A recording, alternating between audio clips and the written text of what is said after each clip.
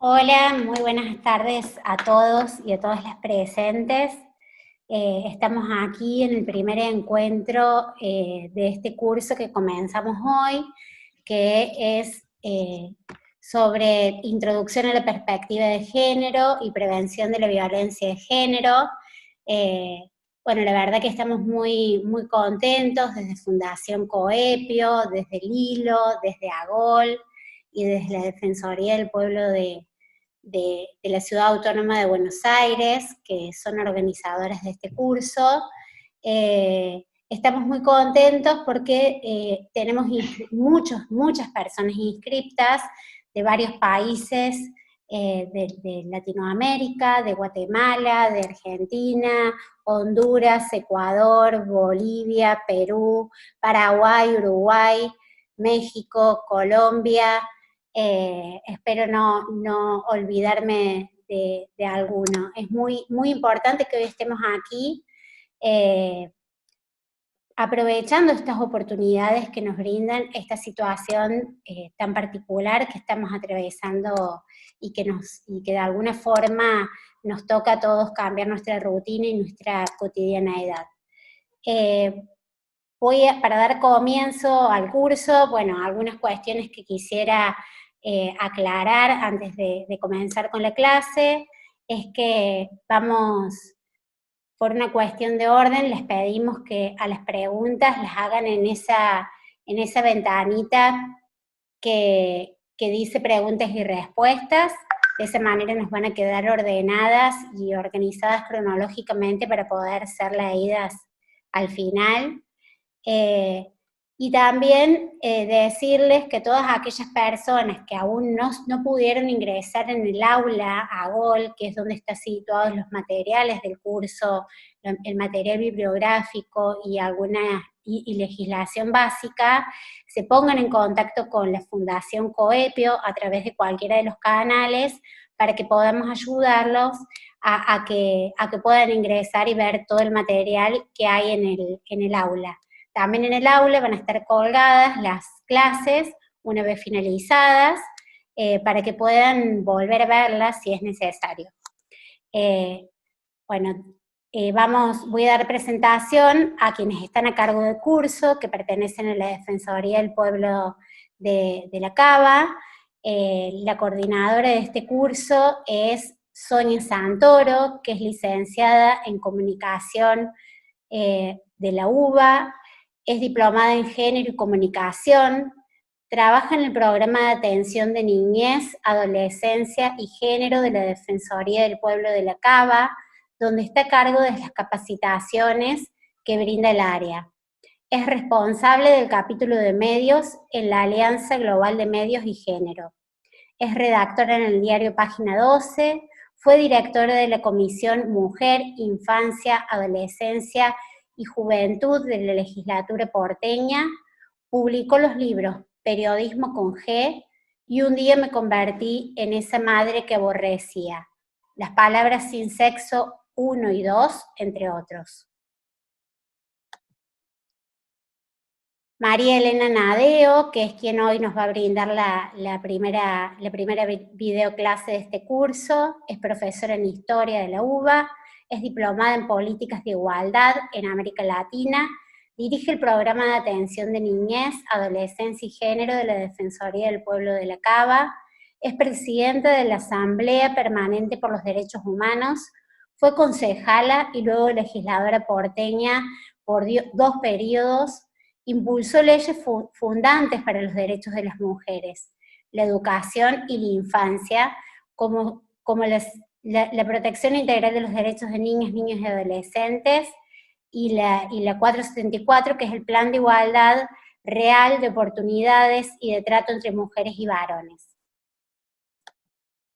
Finalmente, bueno, les presento a Silvina Lico, que es abogada, también recibida en la UBA, especialista en niñez y género, se desempeñó como abogada en el Consejo de Derechos de Niños, Niñas y Adolescentes de esta ciudad y como asesora en niñez y género en la legislatura porteña. Actualmente en la Defensoría del Pueblo se encuentra entre otras tareas, a cargo de la recepción y seguimiento de casos por denuncias de violencia de género de mujeres, y conforme al equipo especializado creado por el Protocolo de Prevención e Intervención en Situaciones de Violencia por Razones de Género en el ámbito de la Defensoría del Pueblo de la Ciudad Autónoma de Buenos Aires. Bueno, después de haber leído estos breves currículums, porque la verdad que son mucho más extensos, le dejo la palabra a Sonia Santoro, que nos va a presentar el curso y va a tener a cargo un poco el desarrollo de la cuestión. Muchas gracias. Bueno, buenas tardes a todas, todos, todes. Gracias Mariana por la presentación y agradecer a Coepio y a la Defensoría por hacer posible que lleguemos no solo a Córdoba, sino a distintos puntos de Latinoamérica, que es una de las cosas buenas y es que podemos rescatar de esta pandemia. Hoy hablábamos de eso justo. Bueno, les cuento en qué va a consistir este curso que armamos. Es un curso introductorio sobre perspectiva de género y violencia de género. Vamos a tener 4 encuentros, los miércoles como hoy, de 4 a 5:30. En este primer encuentro, María Elena nos va a dar todo el marco teórico y normativo en relación a la desigualdad basada en el género.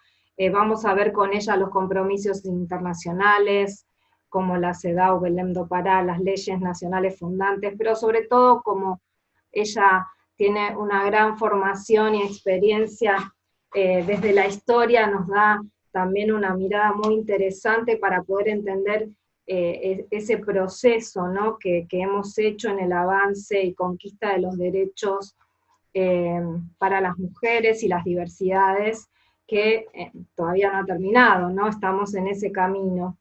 Bueno, y en las siguientes clases, Silvina y yo, vamos a ver cómo terminamos hoy, pero en las siguientes clases la propuesta es profundizar acerca de los estereotipos de género, el rol de los medios de comunicación en estas cuestiones, el tema del lenguaje, los usos del lenguaje, el lenguaje inclusivo, no sexista, que está tan en debate y en agenda pública hoy.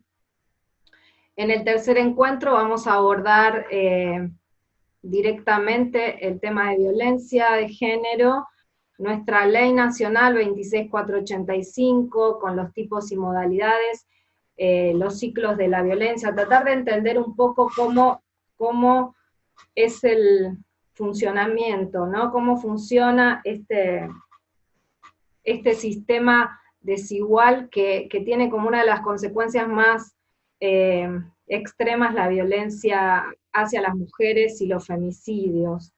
Y luego en el último, intentamos transmitirles nuestra experiencia en relación a los protocolos de actuación institucionales, en relación a casos de violencia de género y en general suelen ser de violencia de género y por orientación sexual.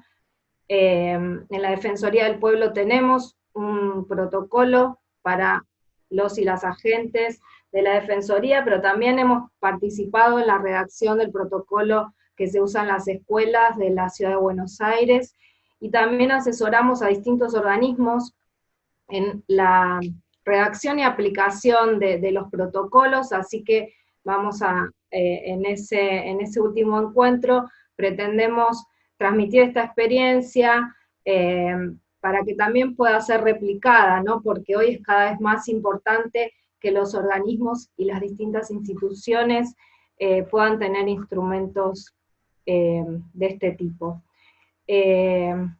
Bueno, la modalidad de los encuentros serán un primer momento expositivo, y luego vamos a abrir, como decía Mariana, el lugar a las preguntas, que las voy a ir recopilando yo, y trataremos de poder dar respuesta a todas, o las tendré que agrupar un poco, pero bueno, esa sería la dinámica. Dicho esto, entonces, le cedo la palabra a María Elena, así que adelante, María Elena.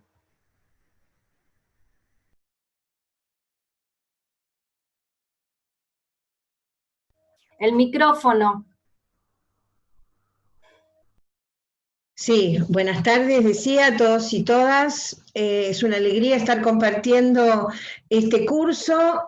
Un agradecimiento muy particular a la Defensoría del Pueblo de Río Cuarto.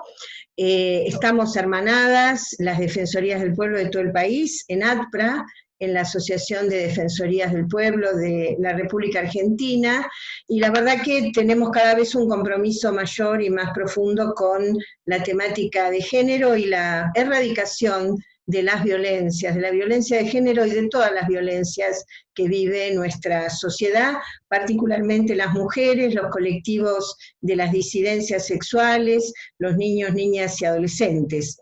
Evidentemente todos aquellos que son considerados subordinados por los modelos hegemónicos, los modelos imperantes. Entonces, nosotros vamos a empezar. Yo les traje un PowerPoint que solemos utilizar para animar un poco este marco teórico, la conceptualización de qué es la teoría de género, qué es la perspectiva de género, y un poco analizar, y bastante analizar el origen de las violencias, ¿no? Entonces vamos a pedirle acá a nuestro amigo Mariano que suba las primeras filminas, y así las empezamos a comentar. En realidad,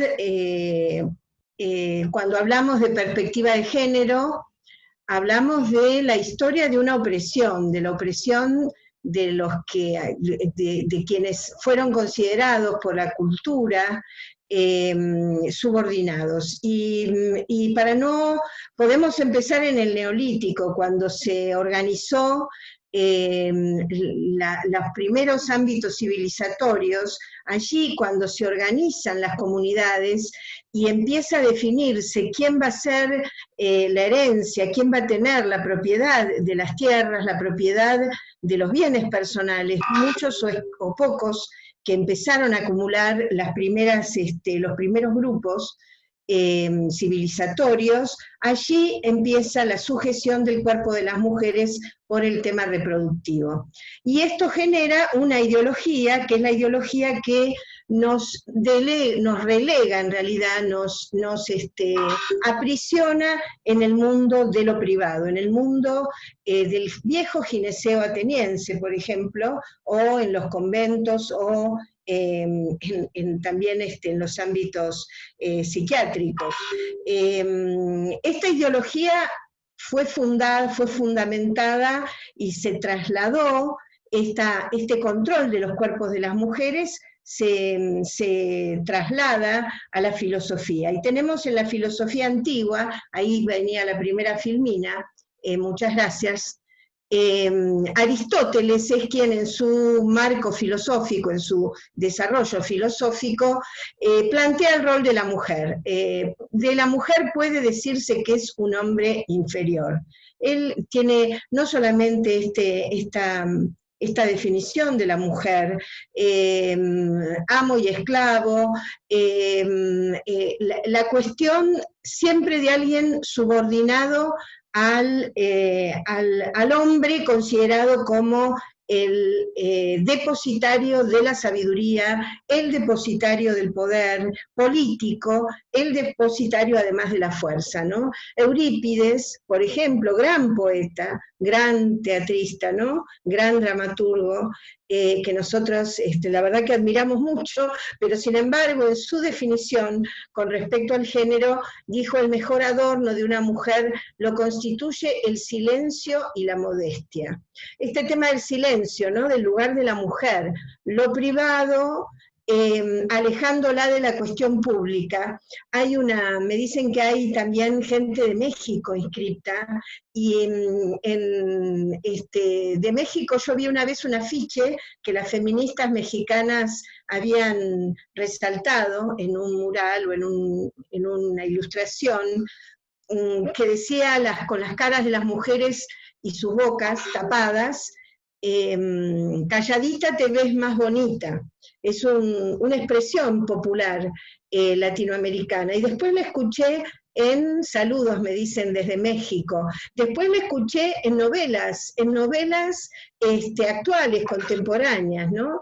Que hable poco y lo preciso. Cuando estaba viendo esta filmina, cuando la estaba armando para traerla, me acordaba de las máximas del general San Martín, a su hija, que la verdad, gran patriota nuestro homenaje al general San Martín desde la Argentina, libertador de América, pero también, que hable poco y lo preciso, una de las máximas del libertador. Bueno, y así, esta ideología, particularmente Aristóteles, fue quien plasmó la ideología y la filosofía de la Edad Media europea. Él le gana a otros, hubo otras voces, había otras opiniones, había otras cuestiones disidentes en la época, otros escritos, pero él gana. Es la Iglesia Católica fundamentalmente en la Edad Media la que toma la ideología de Aristóteles, Santo Tomás de Aquino, etc., y queda la mujer, incluso las diosas de la antigüedad quedaron absolutamente relegadas por, digamos, el dios varón de nuestra religión cristiana y judía también, ¿no? Así que, digo, porque es la más habitual en el ámbito occidental. Y bueno, y vamos entonces avanzando a la otra, en la modernidad esta es nuestra Latinoamérica insurgente. Desde Europa entonces, la conquista de América inicia un ciclo de opresión social, racial y de género en el sistema mundo. La expansión de Europa, la conquista de América, también en Asia, también en África, incorpora un elemento muy grave y que todavía tiene particulares consecuencias, y que es el racismo, la opresión de los pueblos en función de su pertenencia étnica. Hasta ese momento, en la antigüedad, e incluso en la Edad Media, la esclavitud no era por el color de la piel, era por las deudas o era por el derecho de conquista. El derecho de conquista habilitaba la esclavitud, la venta y compra de esclavos, pero no el color de la piel. Entonces aquí se incorpora el tema del racismo, tanto en la dominación de los pueblos originarios de nuestra América, como en la dominación en África de la población negra. Ahora, digamos, por eso nosotras vamos a hablar de la opresión de género como parte de esta historia de la humanidad, de esta historia de opresión, pero también reconociendo que hay otras opresiones, y en esta América nuestra tenemos la opresión racial tan fuerte y la opresión de los pueblos originarios. Vamos a la otra filmina. Frente a esta situación, en el periodo de la Ilustración, en el periodo de la independencia americana, muchas mujeres alzaron su voz por la libertad, por la superación de los lazos de opresión racial y social. Acá la tenemos a Bartolina Sisa en el Alto Perú, a Micaela Bastidas en el Perú, a Juana Zurduy en el ejército de Manuel Belgrano, bueno, que pelearon junto con sus compañeros varones, que fueron lideresas y que realmente hasta hace pocas décadas eran prácticamente desconocidas, invisibilizadas. Entonces, las mujeres de todo el mundo, de todo el continente y también de Europa pelearon por la libertad y en contra de estas viejas cadenas. En la otra filmina vamos a ver a un personaje muy entrañable, que es Olimpia de Gouges. Ella, 1789, ella es delegada en la Asamblea Francesa, la asamblea que redacta la Declaración de los Derechos del Hombre y del Ciudadano. Ella se da cuenta que esa declaración no incorporaba los derechos de las mujeres y presenta una declaración alternativa que fue rechazada, por supuesto, la Declaración de los Derechos de las Mujeres y las Ciudadanas. Olimpia de Gouges es entonces, junto con las mujeres de la emancipación latinoamericana, las que recién mencionábamos, parte de ese colectivo de pioneras o ancestras, que algunas de las teóricas feministas consideran que fue la primera ola de las propuestas del feminismo y de emancipación de las mujeres. Sigamos un poquito adelante, por favor. Bueno, esta es una imagen famosa de la revolución, es posterior, es de la revolución de 1830, pero bien simbólica de lo que fue el proceso revolucionario, la libertad guiando al pueblo. Es una mujer y un niño, y la verdad que tuvimos un gran protagonismo en las luchas por la libertad y la emancipación de los pueblos. Sin embargo, a pesar de todo este protagonismo, las mujeres fuimos excluidas, no accedimos, los niños tampoco, al poder político o económico, ¿no? Este es el tema, uno de los temas centrales que hay que incorporar, una ciudadanía para pocos, derechos humanos para pocos.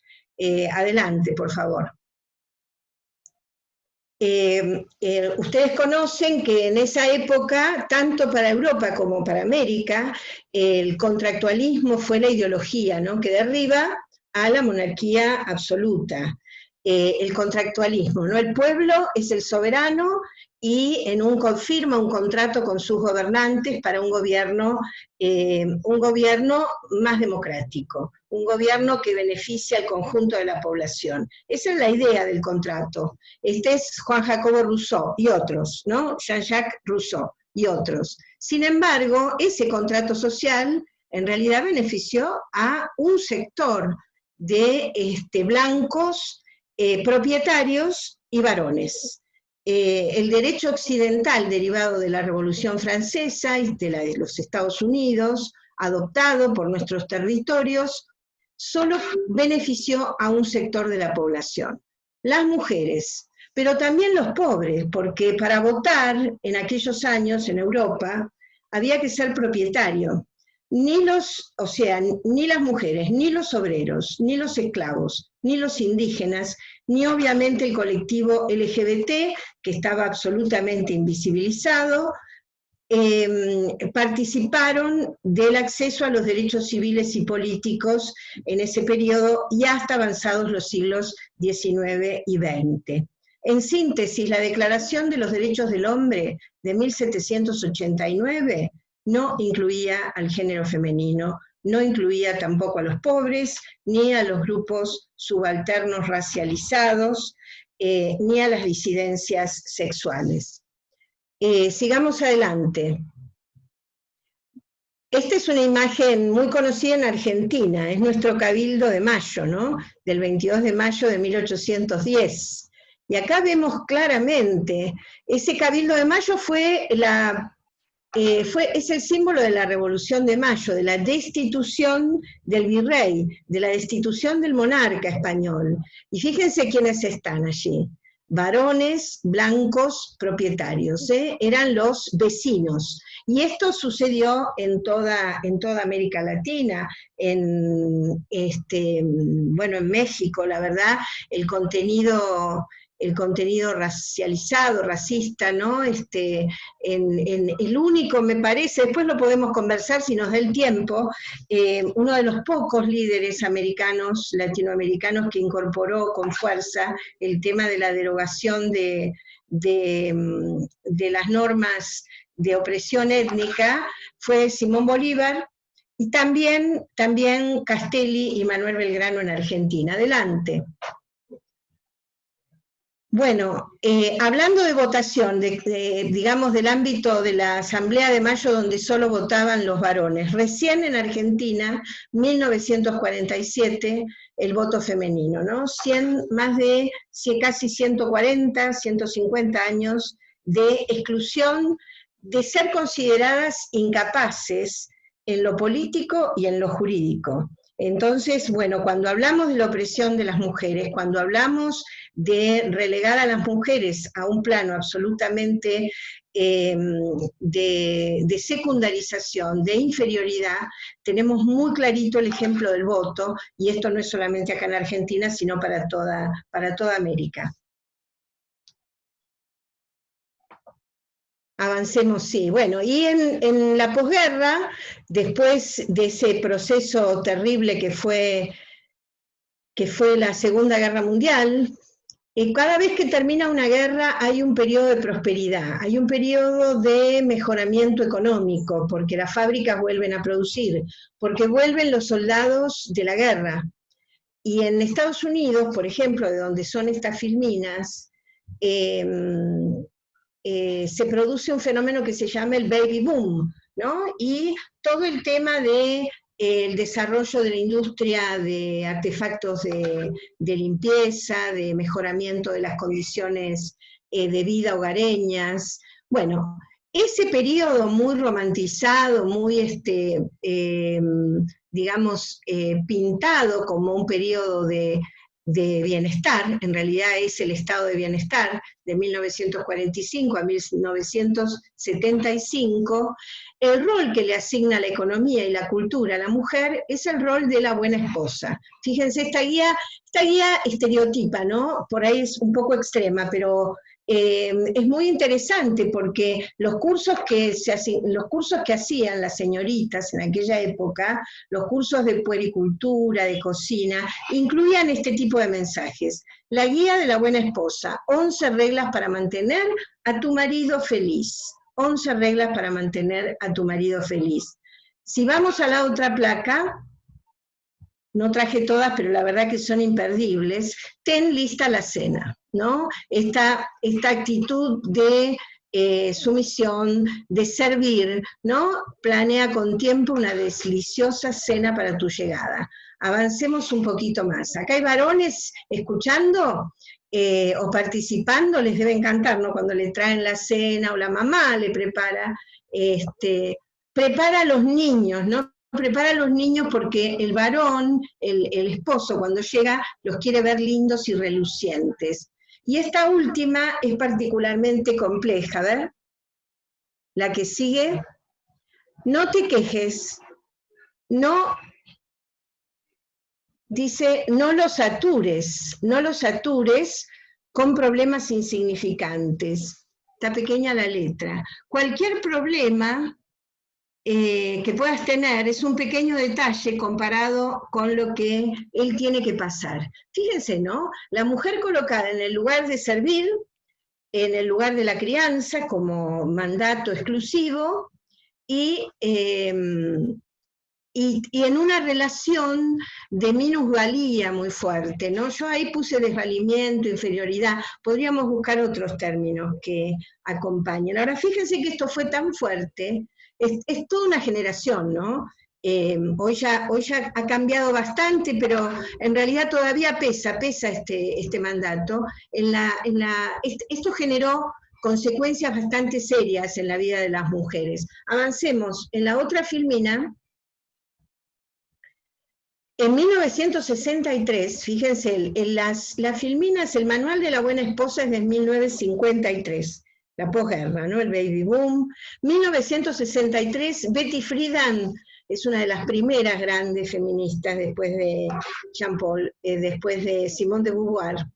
Betty Friedan publica La mística femenina, basada en una investigación sobre miles de mujeres, en la cual confirma el altísimo porcentaje de mujeres casadas con hijos dependientes de alta medicación psiquiátrica por motivos de angustia, soledad, aislamiento. La mística femenina, Betty Friedan. Y esto tuvo un impacto muy grande porque reflejó el malestar de todo un conjunto. Hay una película preciosa que se llama Las Horas, donde también se ve allí una mujer de esta época cómo abandona su hogar, deja su casa imbuida de este profundo malestar, de este ahogo que implicaba exclusivamente este mandato, este rol encasillando la vida de las mujeres. Sigamos adelante.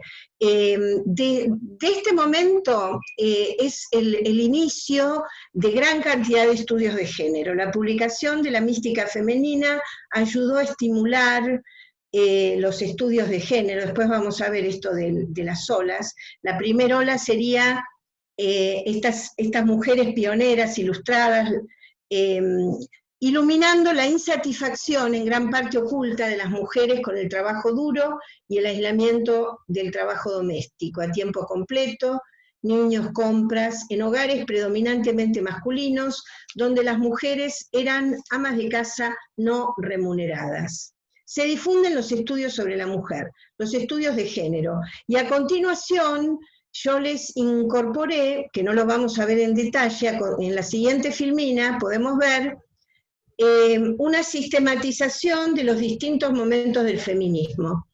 Hoy se habla de 4 olas, hasta hace poco tiempo hablábamos de 3 olas, ahora hablamos de la 4ª ola. La primera ola para esta clasificación es el feminismo ilustrado, las pioneras, Mary Wollstonecraft de Londres, que habla tiene un famoso texto, fíjense, 1752, la vindicación de los derechos de la mujer. La diferencia sexual no puede implicar desigualdad, dijo. Olympia de Gouges, que ya la vimos, la declaración de los derechos de la mujer y la ciudadana. Flora Tristán, acá hay peruanas, gente del Perú. Flora Tristán es una feminista de origen peruano, que después se va a vivir a Francia, se casa, tiene un episodio terrible de violencia de género, y se convierte en una paria, y ella empieza a escribir peregrinaciones de una paria. Se convierte al socialismo, estudia, escribe, y se convierte en una difusora del socialismo de aquellos años, fíjense, en 1840, muy interesante Flora Tristán, heroína, en Perú la reivindican como una de las heroínas.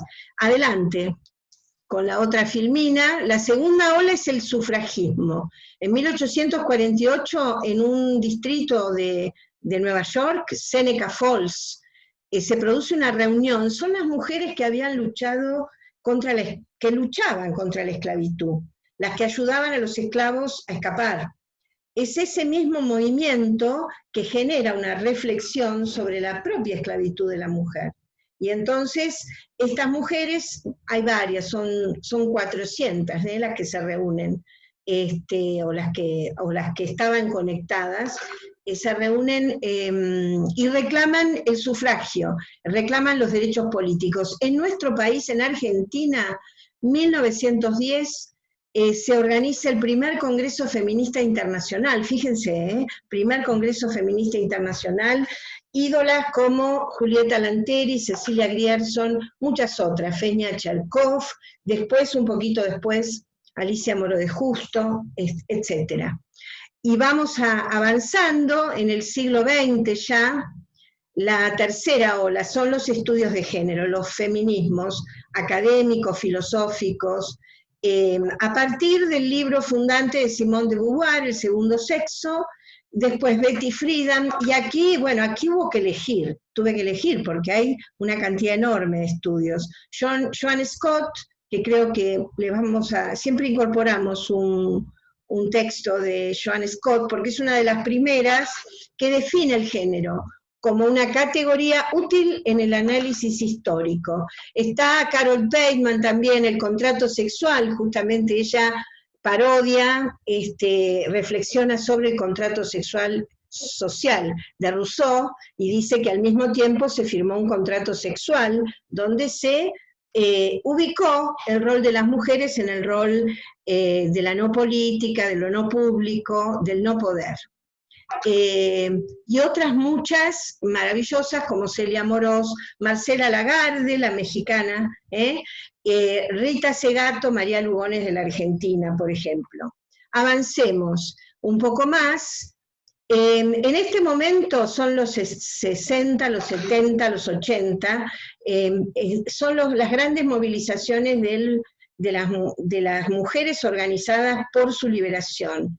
Y irrumpen los distintos feminismos. En la siguiente filmina hay una lista, los diversos feminismos. No nos vamos a detener hoy acá, pero bueno, están los que plantean, dentro del ámbito de los estudios, el feminismo de la diferencia, el feminismo de la igualdad, el feminismo liberal, el feminismo socialista, el feminismo radical.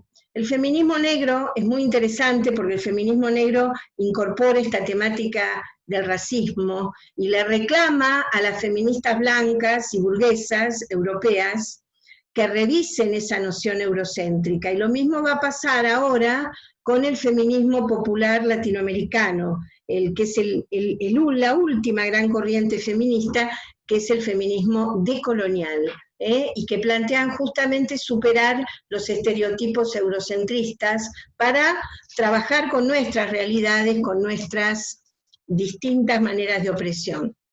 Y ahora sí vamos a la cuarta ola, me parece que es la que viene ahora, que es esta marea verde-violeta que nos recorre en Argentina desde el 2015. Nancy Fraser, que es una feminista muy actual, dice que estamos construyendo un feminismo para el 99%, donde reconocemos dos paradigmas: el paradigma de la lucha contra el patriarcado político, económico, cultural, que implica la redistribución de bienes y recursos, y el reconocimiento de las identidades y las diferencias. ¿Se entiende esto? Que son dos tipos de luchas: las luchas por los derechos económicos, sociales y culturales, y también las luchas por la identidad, las distintas identidades sexuales y de género. Esta marea verde y violeta se inició con los femicidios terribles, con la lucha contra los femicidios, que siguen siendo un dato muy fuerte de la opresión de las mujeres. Mientras avanzamos muy rápidamente en las luchas por los derechos civiles, en las luchas por la participación igualitaria, sin embargo, en el tema de violencia seguimos muy atrás. Bueno, el objetivo, dicho todo esto, y este largo recorrido, fíjense, ¿no? Son cientos de años. Si tomamos Mary Wollstonecraft, 1752, son 250 años, ¿digo bien? 270 años de luchas, de teóricas, de mujeres, bueno, que nos sirvieron para construir la teoría de género. ¿Qué es el género? ¿Qué es la perspectiva de género? Justamente el tema de qué rol tuvo la mujer en la sociedad, qué derechos tuvimos, por qué no tuvimos el acceso al voto, por qué estuvimos excluidas de la cuestión política, de la administración de nuestras riquezas. Bueno, esos distintos roles que tienen los géneros, las mujeres y los varones en realidad, en una sociedad determinada, es la perspectiva de género. Género es una categoría que remite a los rasgos y funciones psicológicos y socioculturales que se le atribuye a cada uno de los sexos en cada momento histórico y en cada sociedad. La mirada o perspectiva de género permite analizar o reconocer en una sociedad las relaciones de poder existentes entre los distintos sexos y géneros. O sea, la lucha de las mujeres, la lucha de las feministas, las sufragistas, concluye y al mismo tiempo realiza una elaboración teórica y filosófica, y empieza a analizar con otra variable la sociedad que vivimos. Por eso muchas veces decimos, nos ponemos las gafas violetas, ¿no? Las gafas violetas son las gafas de la perspectiva de género, que nos permiten ver en una sociedad determinada qué rol tienen cada uno de los sexos. En la siguiente filmina describimos justamente un poco más a fondo cuál es esta perspectiva de género. Los grupos humanos en las sociedades estamos mediatizados por relaciones, ¿no? Esta relación entre los sexos son relaciones sociales desiguales y jerarquizadas. Dijimos que las mujeres fuimos excluidas del poder, de lo público, que se nos asignó el papel de lo privado, de la reproducción o de objeto sexual. Los varones se constituyeron como depositarios del poder, del conocimiento, de lo público. Entonces, para sujetar a las mujeres, para que pudiéramos quedar excluidas del poder de lo público, se impuso una forma de cultura, una forma de educación, una forma de pensamiento, de ideología, que la llamamos normalidad sexual obligatoria, heterosexualidad obligatoria. Hoy decimos, hoy se habla también de modelos binarios, ¿no? El modelo binario varón-mujer, que excluye, por ejemplo, a las disidencias y que no admite durante mucho tiempo cualquier orientación de género, cualquier orientación sexual distinta a esta, era considerada una enfermedad. Sigamos, por favor. Bueno, esas relaciones sociales entre varones y mujeres y entre varones y colectivos de disidencias sexuales, dijimos que son relaciones de poder, asimétricas, de subordinación. Han sido constituidas social e históricamente a través de instituciones y normativas de tipo patriarcal. Por ejemplo, la exclusión de la mujer del voto es una normativa patriarcal. El hecho de que no podíamos administrar nuestras riquezas hasta avanzado el siglo XX también es una normativa patriarcal. Se reproducen a través de estereotipos y normativas transmitidos por la educación y la cultura. Acá me están preguntando por el chat todo el tiempo, esto se los vamos a dejar, por supuesto, este PowerPoint es para ustedes y va a quedar en el aula seguramente, a la que ustedes pueden acceder por las indicaciones de las docentes. Adelante, sigamos con la otra filmina. Bueno, esta es una imagen muy sugerente, ¿no? Es una familia de una comunidad, de un pueblo originario del norte argentino. Y acá podemos ver las distintas variables de análisis. Nosotros podemos decir, es una familia humilde, ¿no? Es una familia pobre. Ahí vemos el contenido de clase. La variable, la categoría clase social. También vemos que es de un pueblo originario, la categoría étnica. Vemos que son mujeres, no podemos saber si tienen algún otro tipo de identidad, de género, y la edad también es otra variable de análisis, porque hay una visión adultocéntrica en nuestra sociedad.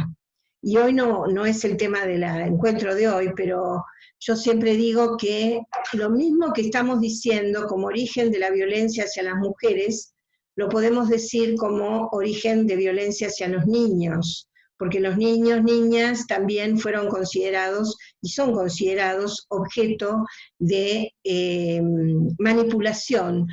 Seres inferiores, manipulables para el placer sexual del mundo de los adultos. Entonces también podemos encontrar el mismo paradigma.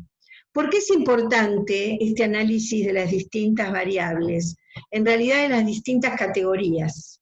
Clase, etnia, género, edad, y podríamos agregar otras.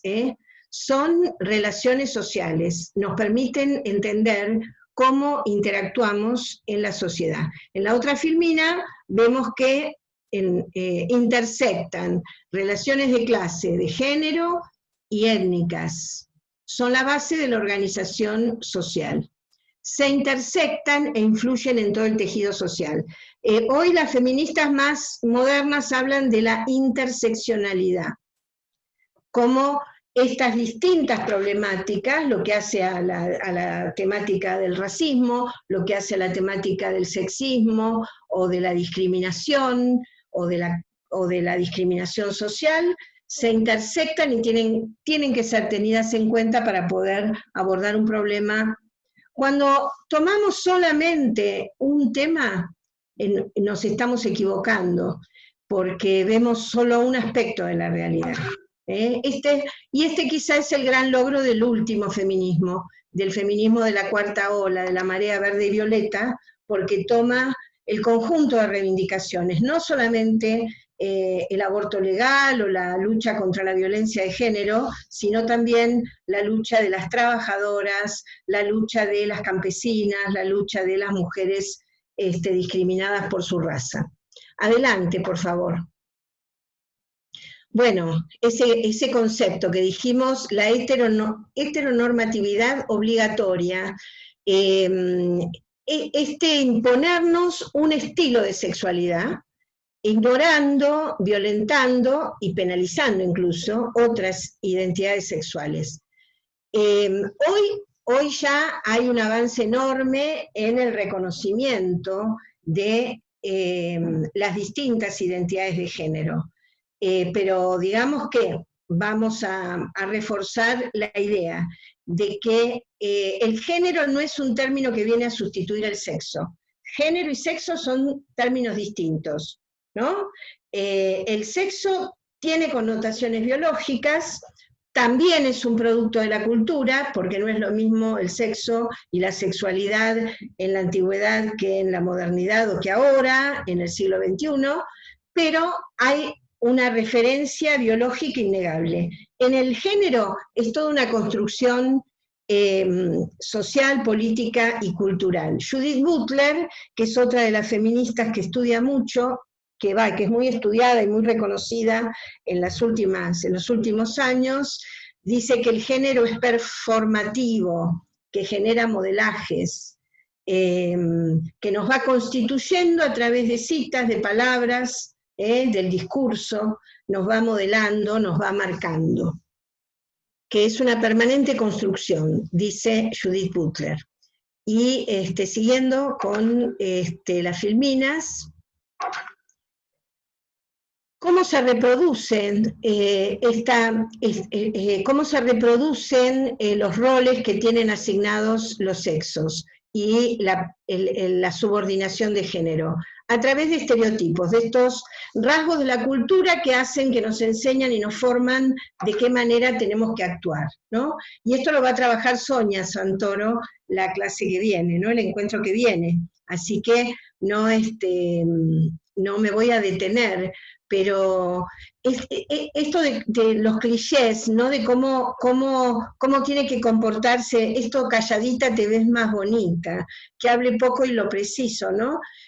Esto que vamos marcando a las niñas cuando son chiquitas, bueno, esto es un estereotipo y es un rasgo de la cultura que nos va modelando y nos va encasillando. Adelante, por favor. Acá vienen ejemplos de la mujer esposa, de la mujer madre, también la mujer en prostitución. También la mujer en prostitución es un invento, una creación de la cultura, para utilizar los cuerpos femeninos en función de la satisfacción sexual de quien tiene poder económica y que en un 99,9% son varones, en general casados, así dicen todas las investigaciones que se han hecho hasta ahora de quienes pagan, ¿no? Y quienes sostienen el sistema prostituyente. Avancemos. Creo que hay más ejemplos. Este es Billy Elliot, una película preciosa que siempre damos de ejemplo, porque también los niños, los varones sufren la opresión de género porque no se les permite llorar, no se les permite tener emociones, los vamos modelando también como seres violentos, Entonces, ojo, que también construimos nosotros y nosotras en la educación, construimos y somos parte de este engranaje de reproducción de la violencia. Adelante, por favor. Adelante, porque esto es otro ejemplo de estereotipo de género. El concepto de patriarcado, acá les dejo, todo esto que ¿cuál es la película de Billy Elliot? Me preguntan. Se llama así, Billy Elliot, ¿no? Yo la miro a Sonia, que también la vio, y a Silvina. Se llama así, Billy, pasemos para atrás, por favor, el power. Mariano, una más, para atrás, ahí está, Billy Elliot. Es un niño que quería bailar, y que su padre quería que fuera boxeador. Y bueno, y en ese dilema sufrió un montón. Pero bueno, no les cuento la película porque acá me dicen preciosa película, mucha gente que la vio. Y yo la pongo siempre, un día la voy a sacar, la tengo que reemplazar, ¿no? Por alguna otra, las miro a mis compañeras, pero me parece que es muy útil porque no sé si hay otras de este tipo, después ustedes van a comentar seguramente. Es bellísima, dice acá otra compañera, hermosa película, así que vale la pena porque muestra justamente este tema de la opresión, cómo se va modelando y cómo se van restringiendo vocaciones y sentimientos, y cómo además el tema, por ejemplo, el suicidio adolescente, una de las causas del suicidio adolescente es justamente contrariar la identidad de género, contrariar desde el mundo de los adultos la inclinación sexual o artística o vocacional de los chicos y de las chicas, en general los varones, ¿no? Apelan más al suicidio que las chicas. Bueno, así que vale la pena. Acá me dicen varias que la van a ver y que la van a buscar. Tenemos un ratito más, ¿no es cierto? Sí, vamos bien, vamos bien. Adelante. Entonces, les decía, el concepto de patriarcado tiene que ver cuando estas normas, estas conductas, estos estereotipos se van amalgamando, esta filosofía, la filosofía aristotélica inundó el derecho constitucional, el derecho romano, después el derecho napoleónico, el derecho francés y el derecho norteamericano. Nuestro derecho, sistema constitucional, atravesado por estas normas de subordinación y discriminación, van constituyendo un sistema. Ese sistema político, basado en la sujeción de la subordinación del género femenino y la negación de las identidades de género, es el patriarcado. Hoy, yo siempre usamos para nuestros cursos a Gerda Lerner, que es una historiadora maravillosa, que escribió este libro, La formación del patriarcado. Para los que quieren investigar el tema, ella toma las fuentes del tercer milenio antes de Cristo, se va a la antigüedad en Medio Oriente para analizar cómo se originó el patriarcado. Ahora, eso es innegable y tiene un valor enorme, ese trabajo. Ahora hay nuevas teorías que dicen que el patriarcado no es uno solo, que está difundido en múltiples normativas y en múltiples dispositivos de poder, un poco al estilo de Foucault y al estilo de los posmodernos también. Pero bueno, la cultura patriarcal es lo que impregna nuestra sociedad, ¿no? Esta cultura que sigue negando y cercenando derechos de quienes no encajan con el patrón normalizante, digamos. Vamos a la otra. Filmina, por favor. Bueno, y entonces, ahora, las feministas lucharon la primera, la segunda, la tercera ola, ¿no? Recién parecería que con la tercera ola pudimos romper. O sea, la segunda ola logró, las sufragistas, lograron el voto femenino, los derechos políticos. La tercera ola logra los derechos civiles, ¿no? La patria potestad compartida, poder administrar nuestras riquezas, empieza también el cuestionamiento a la normatividad obligatoria. Ahora, sin embargo, el patriarcado se sostiene. La desigualdad es un signo terrible de nuestra sociedad. La desigualdad social, la desigualdad de clase, de género, de raza y de etnia. Acá me dicen, no soy un hombre fácil, es una película que busca hacer una crítica, la vamos a buscar, No soy un hombre fácil, se llama. Bueno, les decía que esta sociedad en la cual nosotras vivimos, nosotras y nosotros vivimos, que está atravesada por estas relaciones de poder, de desigualdad, de clase, de género, de raza, de etnia, ¿cómo se sostiene? Y bueno, y acá yo voy a seguir a una autora que da una respuesta maravillosa, porque es muy integral y muy fundada, que es Rita Segato, que es argentina, pero vivió mucho tiempo en Brasil, en Guatemala y en otros países latinoamericanos, y ella dice que la argamasa de las estructuras sociales es la violencia invisible, la violencia psicológica, la violencia moral, la violencia social. La violencia que vivimos desde chiquitas y desde chiquitos, en nuestras casas, en las escuelas, en el barrio, con la policía, en la escuela. Todas esas múltiples violencias son las que sostienen la estructura de la desigualdad. Y que hay un conjunto de procedimientos, hay un conjunto de conductas que se reproducen automáticamente, dice Rita Segato, y ella las denomina procedimientos de crueldad moral. Negarle, por ejemplo, a una mujer, negarle una pareja violenta, una pareja que le niega la posibilidad de tener contactos con sus amigas o con sus familiares. Ese procedimiento que es habitual en un varón violento, ese es un procedimiento de crueldad moral. Una violación, el acoso callejero, ¿no? El acoso callejero, que es algo más cotidiano, que es algo permanente, que hemos sufrido todas las mujeres casi, y desde la historia, digamos, en la calle, todo el tiempo, hasta hace pocos años en que empezamos a cuestionarlo más fuertemente, pero que todavía hoy es muy evidente, es muy presente. Bueno, es otro procedimiento de crueldad moral. Hay algún acoso más leve y otro más profundo, pero son procedimientos. Las violaciones también son un ejercicio de crueldad,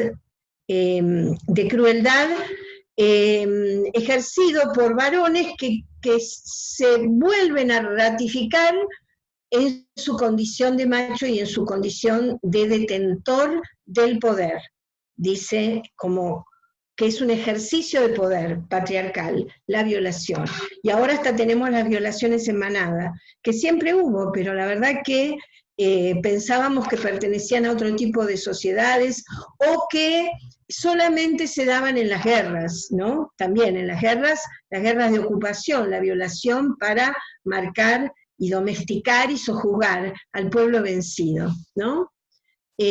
Vamos adelante a la otra filmina. Entonces, bueno, el patriarcado, esta cultura del patriarcado, la subordinación de las mujeres, es generador de desigualdades y violencias. Es innegable esto, porque para sujetar a las mujeres al gineceo, a lo reproductivo, a no tener el derecho a su autonomía, entonces, históricamente se recurrió a la violencia. Fíjense que la violencia de género es una de las principales causas de muerte entre las mujeres de 15 a 44 años de edad.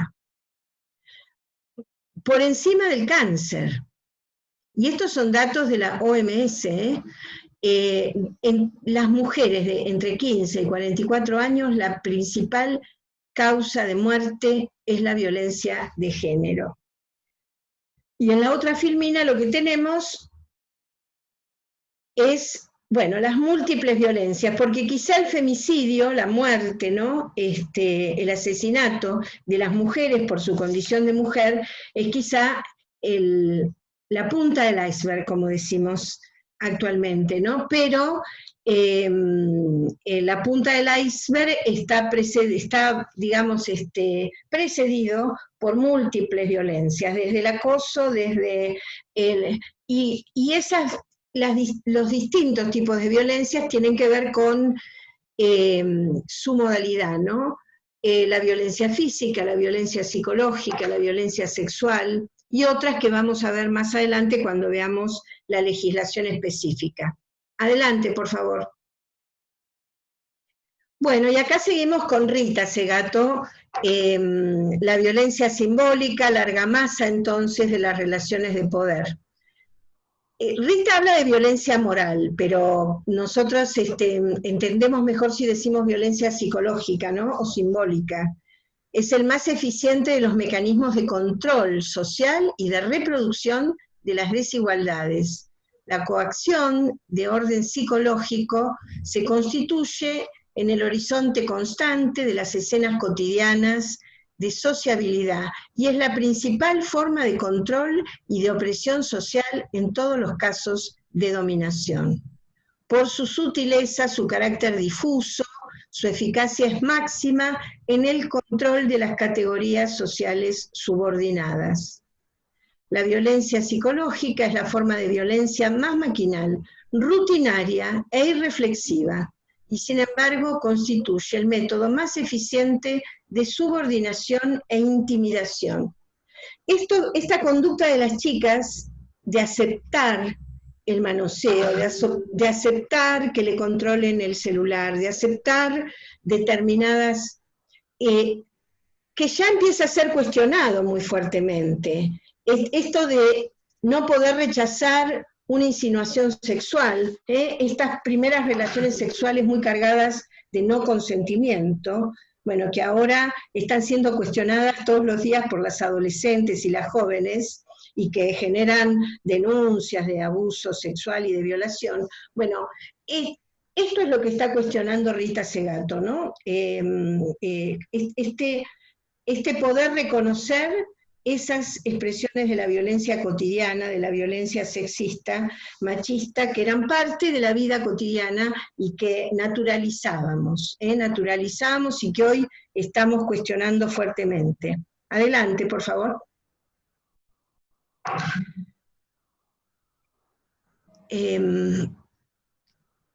La eficiencia de la violencia psicológica en la reproducción de la desigualdad de género, bueno, dice Rita, resulta de tres aspectos. Su naturalización, lo que decíamos antes, la naturalización, su arraigo en valores morales, religiosos y familiares, en esto, este sometimiento de las mujeres, ¿no? Esta reflexión que ya se ha horadado, pero que muchas veces el mensaje religioso era tenés que tolerar, tenés que aceptar, esta sacralización de la familia, por ejemplo, que hacía que se sostuvieran relaciones familiares cargadas de violencia e incluso de abuso sexual y de malos tratos hacia los niños, bueno, y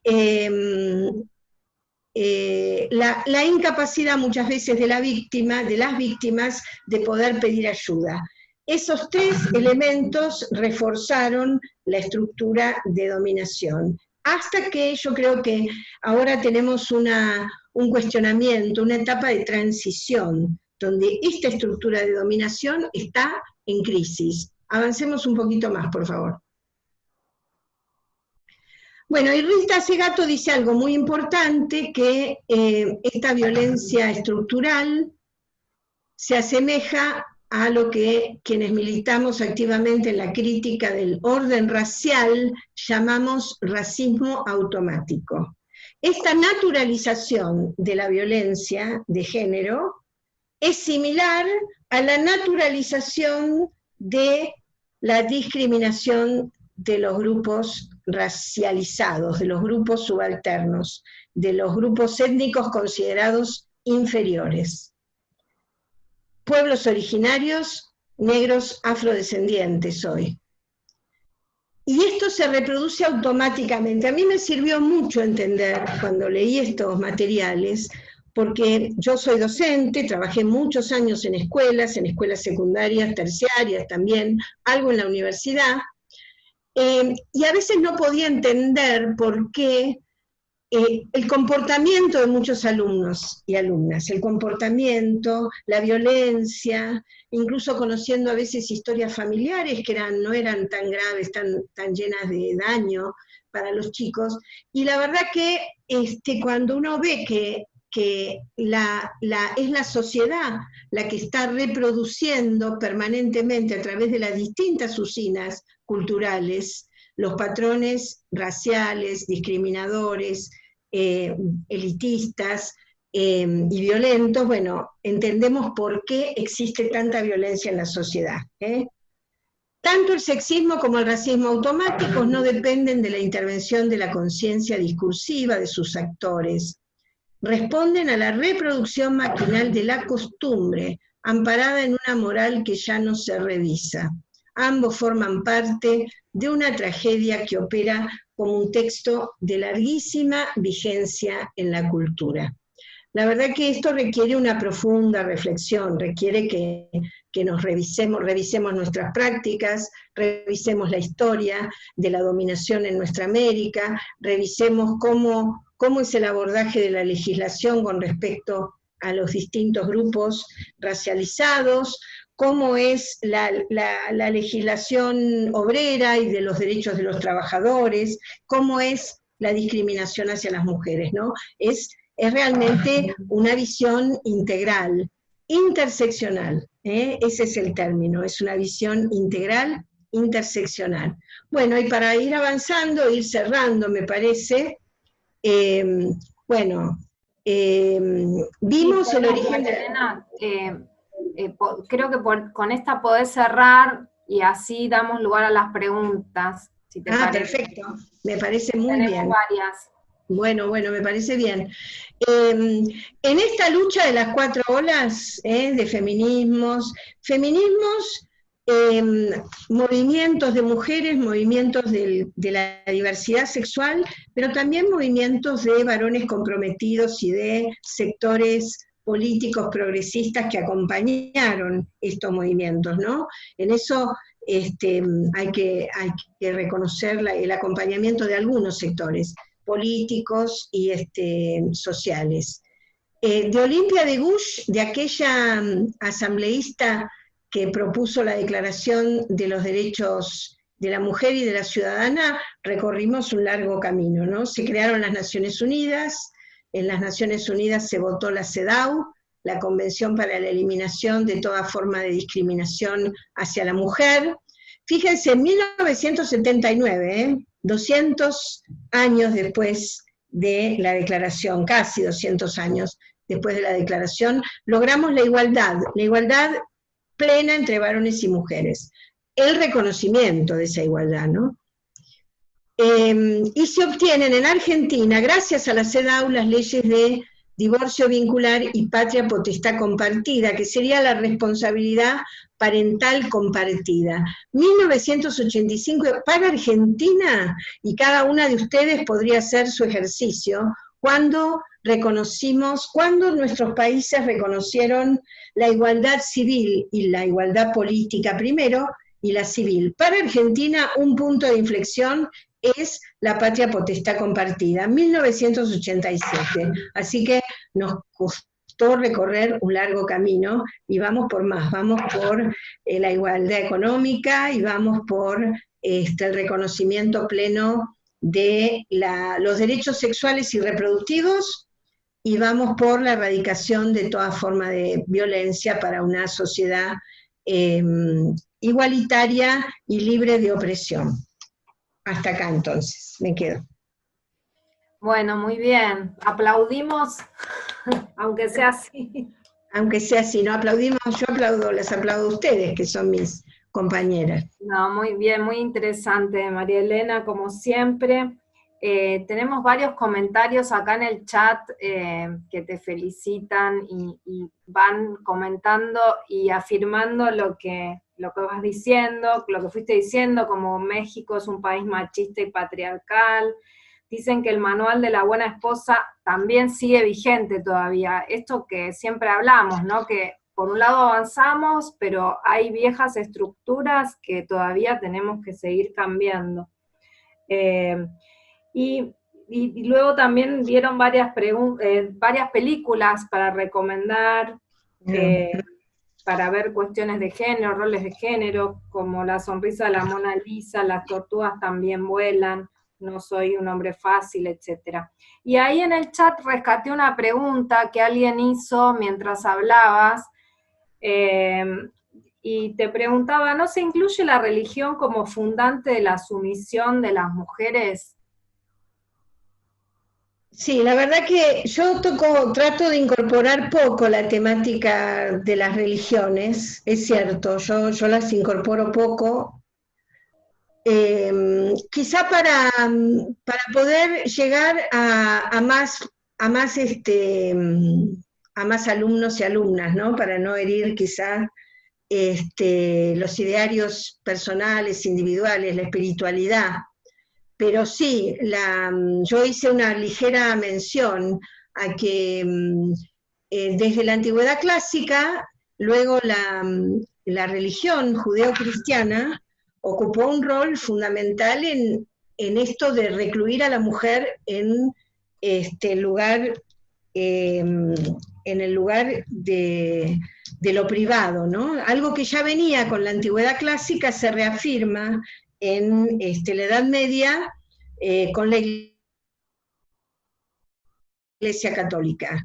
E incluso cuando se produce la conquista de América, con la cruz y con la espada, con la ocupación militar y a su vez con la dominación, la colonización religiosa, se incorpora el concepto de familia patriarcal, con la mujer en un lugar de subordinación. Y las mujeres indígenas en el lugar de cosificadas como objeto sexual. Entonces lo que dicen las feministas indigenistas o del feminismo popular latinoamericano, lo que dicen es que las mujeres españolas sufrían, y las criollas en América, sufrían la subordinación de género en un plano de secundarización, pero las mujeres de las comunidades indígenas prácticamente fueron esclavizadas, ¿no? No tenían ninguno de sus derechos reconocidos.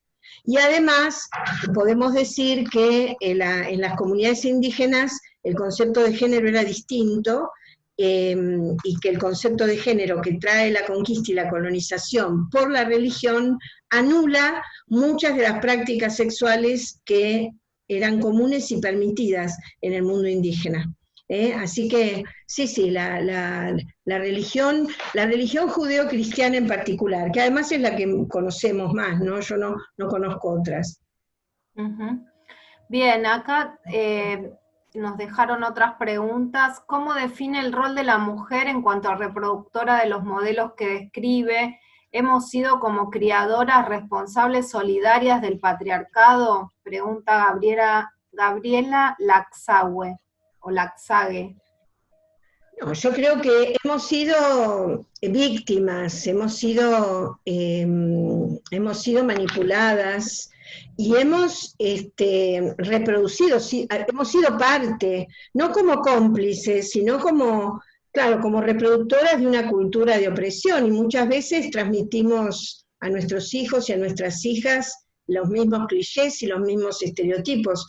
Hemos tenido que hacer un esfuerzo en las últimas décadas por superar esos estereotipos. Así que a mí no me gusta el término cómplice porque no queremos más culpabilización, ¿no? Ya la cuestión religiosa nos culpabiliza mucho, pero sí que hemos reproducido de manera automática, pero es la cultura general la que lo reproduce. Y revisarlo implica todo un esfuerzo, es un esfuerzo de posicionamiento, de revisión de prácticas, de revisión, de concientización, de darse cuenta, es todo un proceso. Bien, acá preguntan, ¿qué acciones implementar para favorecer las nuevas masculinidades y evitar la violencia hacia las niñas y mujeres de nuestro continente? La puedo enlazar con otra en relación a la masculinidad, que dice, se habla de feminismo, ¿desde dónde se aborda la masculinidad? Luis Bonino habla del micromachismo, ¿cómo se enlazan estas miradas? Claro, bueno, en la medida en que los feminismos y los estudios de género y la legislación que plantea el paradigma de los derechos humanos y de la igualdad entre las personas, entre los distintos grupos sociales, étnicos, etarios, en la medida en que hemos avanzado con ese ideario, se construyen nuevas masculinidades. Se torna necesario identificar nuevos roles para el varón. Ese modelo de varón proveedor, el varón violento, que es el varón que posee el poder económico, el manejo del hogar, el manejo de la política, también es una carga para el varón, también lo condena, también lo hace infeliz. Por supuesto que también es fuente de goce y de disfrute, hasta que encuentra un límite. Entonces, yo creo que la reflexión del feminismo, así como aportó al cuestionamiento de la sexualidad, la heterosexualidad obligatoria, y posibilitó reconocer las distintas orientaciones de género y sexuales, también aportó a romper con ese esquema de varón violento, poderoso, proveedor. Y esto requiere descubrir cuáles son los nuevos roles, también para los varones, ¿no? Me parece que hoy hay muchos estudios sobre las nuevas masculinidades, y creo que vamos a empezar a reconocerlos. De hecho, en esta generación, hay numerosos chicos y chicas que viven de manera más libre y más igualitaria. Sin embargo, sigue existiendo la violencia, sigue existiendo el femicidio. Hay un núcleo duro de la cultura machista que se reproduce. Ahí tenemos que indagar más.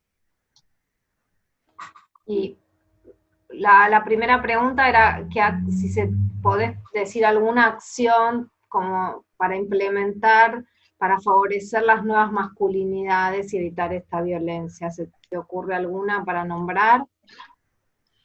Bueno, nosotros en Argentina tenemos la ESI, la Educación Sexual Integral. Es un gran logro la Ley de Educación Sexual Integral, y ha sido cajoneada y ha sido resistida justamente por las iglesias, por las escuelas clericales y por sectores conservadores. Así que es la formación desde temprana edad en el respeto, el reconocimiento de los cuerpos, el respeto y el cuidado de los otros y de las otras, y el no encasillamiento en aquello que es propio entre comillas, lo que se consideraba propio de la mujer y propio del varón.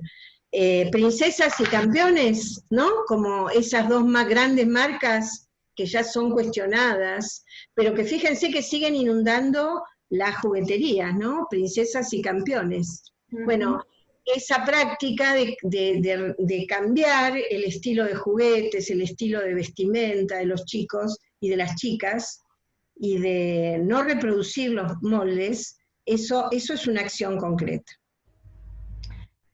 María Elena, acá hay otra pregunta en relación a las religiones, o a la religión. Es la primera vez que escucho el concepto de las diosas de la antigüedad reemplazadas por un dios del cristianismo y hebreo. ¿Cree usted que la religión siempre va a ser obstáculo en la lucha feminista? ¿Qué salida encuentra? Bueno, yo la verdad que voy a tener que estudiar más este tema para las próximas clases, porque en general lo eludo. Me lo preguntan así con mucha fuerza, muy insistentemente. Yo me crié en una familia con una madre muy católica, y tuve que hacer un esfuerzo, y rescato de ese cristianismo, de ese catolicismo, un mensaje de solidaridad con los pobres, por ejemplo, y con quienes sufren. Entonces, yo creo que hay mensajes de las religiones y mensajes de la espiritualidad en general que nos hacen mejores personas, que tienen que ver con la solidaridad, con el preocuparse por el otro, el ponerse en el lugar del otro y de la otra. Ahora, después, en toda la cuestión de la sexualidad, por ejemplo, y del rol de la mujer, yo tuve que hacer un esfuerzo para sacarme de encima todas esos preceptos, de que la mujer tiene que actuar de determinada manera, que no puede tener relaciones sexuales antes del matrimonio. Yo soy de esa época, donde se nos educaba en ese molde. Así que me parece que hoy debe haber un cuestionamiento, y bueno, y después abracé la ideología, otra ideología distinta totalmente, y me dediqué a militar y a construir otras cosas. Así que creo que hay sectores de las distintas religiones que cuestionan el modelo patriarcal, pero que eso está en proceso de transformación también, y que me parece que hay que apuntar allí. La espiritualidad es positiva, pero el tema es reconocer, luchar contra todo tipo de opresión. Acá preguntan cómo lograr que se transversalice el enfoque de género en el sistema educativo. ¿Qué preguntas? Cada pregunta es para una clase nueva. Bueno, el sistema educativo durante mucho tiempo ignoró todo el tema de género. También, nosotros en el sistema educativo argentino es muy valorado, la verdad que lo defendemos mucho, pero tiene una impronta eurocentrista muy fuerte, un modelo de educación que negó la diferencia, no solo la diferencia sexual, sino la diferencia social, las diferencias étnicas, el modelo sarmientino, ¿no?, de civilización o barbarie. Lo que pasa es que el sistema educativo tiene la gran virtud de que al incorporar, alfabetizar, educar, contactar con el pensamiento universal, con la literatura, la historia, la geografía universal, a grandes sectores de la población, los concientiza, les acerca el mundo de la cultura. Entonces, genera su propia crítica, su propia deconstrucción, ¿no? Así que, y bueno, ya en la década de los 30 y de los 40 hubo pedagogos críticos que pensaron otro tipo de... Y en los últimos años se ha incorporado la perspectiva de género en la educación de manera muy gradual, ¿no? A través de la educación sexual integral, la enseñanza de los derechos humanos en la Argentina, después de la dictadura militar del 76, que fue sangrienta, que dejó 30.000 detenidos desaparecidos, hubo todo un reclamo por incorporar la enseñanza de los derechos humanos en las escuelas. Y eso son herramientas democratizadoras. Me parece que nosotros tenemos que pensar en democracias más participativas, más radicalizadas, en el sentido de que la incorporación de los derechos de las mujeres, de los derechos del colectivo LGBT, de las disidencias sexuales, la deconstrucción de la cultura patriarcal, de los autoritarismos, tienen que generar espacios de democratización, ¿no? Los chicos, por ejemplo, contemos, por ahí no sé si lo va a contar Silvina en el último encuentro, pero las chicas y los chicos de las escuelas secundarias de la Ciudad de Buenos Aires, hace 3 años, protagonizaron una lucha muy grande contra una reforma educativa en consulta, pero además por incorporar educación sexual integral en las escuelas e incorporar un protocolo de intervención en casos de violencia de género, entre pares. Y participaron, y hoy es una realidad ese protocolo. Nosotras en la Defensoría del Pueblo, eso lo van a hablar ustedes en el tercer encuentro, pero son herramientas, los centros de estudiantes, las consejerías en derechos sexuales y reproductivos, consejerías de género, en los gabinetes de las escuelas secundarias, incorporar un referente de educación sexual integral. Esa es una manera de transversalizar, me parece. Creo que hay que incorporar en los concursos, en el sistema educativo, la temática de género. En la ciudad lo tenemos que revisar, ver si se incorporó efectivamente, y trabajarlo en nuestras provincias. Hay provincias, hay lugares donde todavía todo esto está oculto, está todavía plagado de obstáculos, cajoneados los cuadernillos de educación sexual integral, cajoneados, ninguneados, decimos también, los protocolos de ILE, de interrupción legal del embarazo, por ejemplo. Hemos tenido, no sé si hay acá participantes de la provincia de Corrientes, hace poquito, el lunes, una nena de 10 años fue víctima de una cesárea por un embarazo producto de un abuso. Siempre cuando el embarazo es en niñas, se considera que es abuso sexual o violación. No se tiene que llegar a una cesárea con una niña de 10 años, ¿no? Hay un protocolo que orienta en un sentido alternativo. Bueno, esto está pasando todavía en nuestros territorios, así que hay mucho por hacer. Bueno, en realidad hay un montón de preguntas, tenemos que ya ir cerrando, podemos tomarlas y comprometernos a verlas para la próxima, y algunas también se irán respondiendo, entiendo, a lo largo de los distintos encuentros, porque ya estamos con el timbre por sonar, el timbre del recreo. Así que si les parece, nos despedimos hasta la próxima. Mariana, no sé si querés decir algo. Sí, bueno, la verdad que quería comentarles que hay muchos comentarios en Facebook y también aquí en el Zoom de felicitaciones de todos los países de Latinoamérica que están participando, muchísimas preguntas, se nos ha hecho súper cortita la hora y media, me parece, pero bueno, también decirles y recordarles que todo el material va a estar disponible en el aula AGOL, que en caso de que tengan dudas en relación a cómo ingresar al aula AGOL, pueden escribirme al número de WhatsApp de la Fundación Coepio, que lo escribí tanto en el Facebook como también aquí en el Zoom, o a cualquiera de los canales y de las redes de la Fundación, que ahí les vamos a ayudar a ingresar al aula AGOL. Que también va a estar el PowerPoint y que también va a estar esta videoclase para aquellas personas que no pudieron hoy acceder al Zoom ni al Facebook, que puedan volver a verla.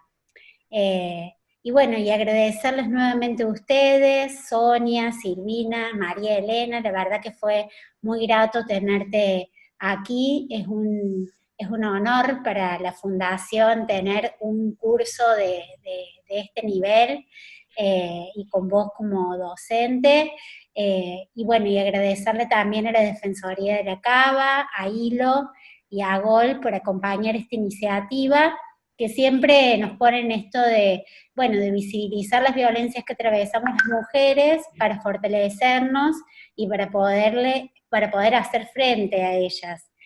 A través de nuevas ideas que pueden ir surgiendo y que vamos a ir compartiendo a lo largo de este curso. Así que, bueno, muchas gracias y hasta la próxima, el próximo miércoles por este mismo medio. Muchas gracias.